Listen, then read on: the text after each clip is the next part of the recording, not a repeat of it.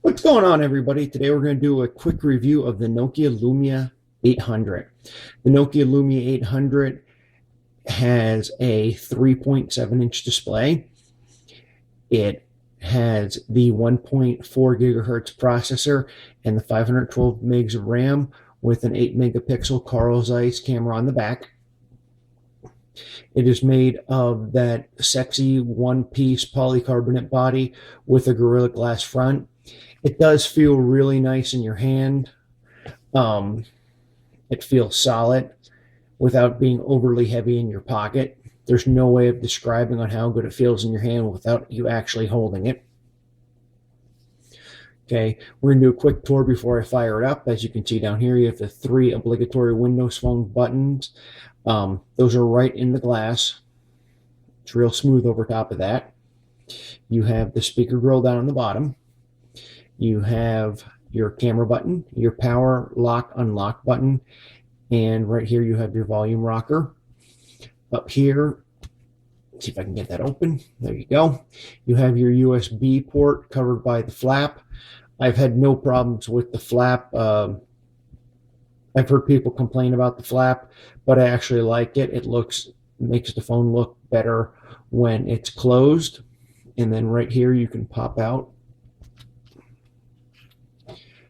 Oh, sorry. You can pop out your micro SIM card.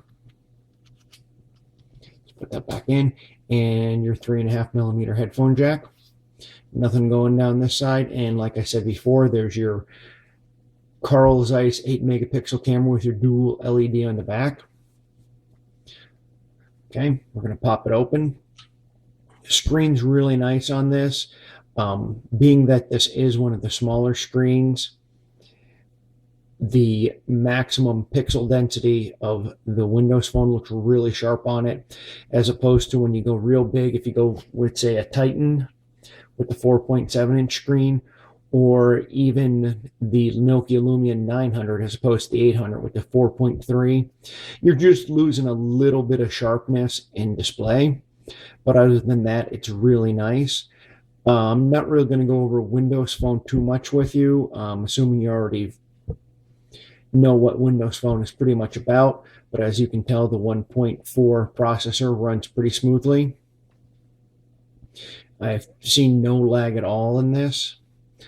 What does make this different from other phones is the exclusive Nokia apps. Let's dip into the marketplace here and check out the Nokia collection. The Caddy, I don't know what that's about. That actually just showed up. I'll have to check into that after the video. CNN exclusive app. This 100th Day of School is a really great app if you have any kids. Elmo actually reads the book to your kid. Creative Studio is just like if you've had a if you've had a Symbian phone before, like the app they have to take care of your photos, except it does a lot more than that. It's really nice. And then you have your Nokia Drive, your Nokia Maps, which is an in-dash GPS. You don't need to be online to use it. It helps, but you don't need to be. Your Nokia Transit, which is also a Nokia exclusive app, which would be used to if you lived in a city. It would give you the times and schedules of all your routes. And your Contacts Transfer, which is really useful if you're coming from one Nokia phone to the next. That will actually just do the good old-fashioned Nokia. All your contacts get transferred over by Bluetooth. Like I said previously, this is a really nice Windows Phone. It's got a nice feel to it. It does come with this. This is the case that comes with these phones. It slips on real nice, and you can barely notice it when you're using it. Let's see if I can't slip it on real quick for you without messing up the phone too bad. Let's lock the screen down. As you can tell, it's a little tighter and harder to put on than most cases. There we go, we'll fire it back up. But as you can see, it fits like a glove, and you will not have to buy a case. You barely notice it when it's there. Besides all the Nokia exclusive apps, that would be another thing that might want to sway you to go Nokia if you're looking at other Windows phones. In fact, my only disappointment on this phone would be the camera. Let's open up some pictures here for you. Not that it's a bad camera, but my phone previous to this was a Nokia N8. So what you're going to have is you're just going to have a little bit of a disappointment. It's a great camera outdoors. Let's see, check out some pictures we've taken with it. Let's see. As you can tell, outdoors it does really good. A lot of great detail in these pictures. Once you get indoors, or if you get something a little more night, here's a picture inside of a car. Let's see if I can't zoom that in. The quality just goes down a little bit. I'm just used to the Nokia N8, where this is actually a really good night picture in New York City. I'm just used to the Nokia N8, where you just take the camera out and you use it in place of your regular camera. Here's a night shot, and you can barely tell what's going on in it. That was taken with this phone.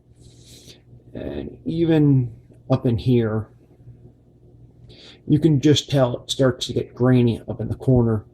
But like I said, if you've never had a Nokia N8 or you're not a really big camera geek, that won't be that big of a deal to you. Overall, it's a really great phone.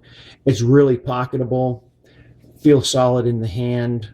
And if you were going to go between this and say the Lumia 710 or the HTC Radar, I would spend the extra money and go with the Lumia 800.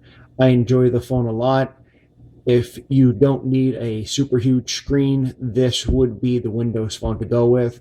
If you guys have any questions, you can leave in the comments, or if you just want to send me a tweet, you can send it to @NokiaKnowings, and I'll try to get back to you with the information as soon as I can. Thanks for watching.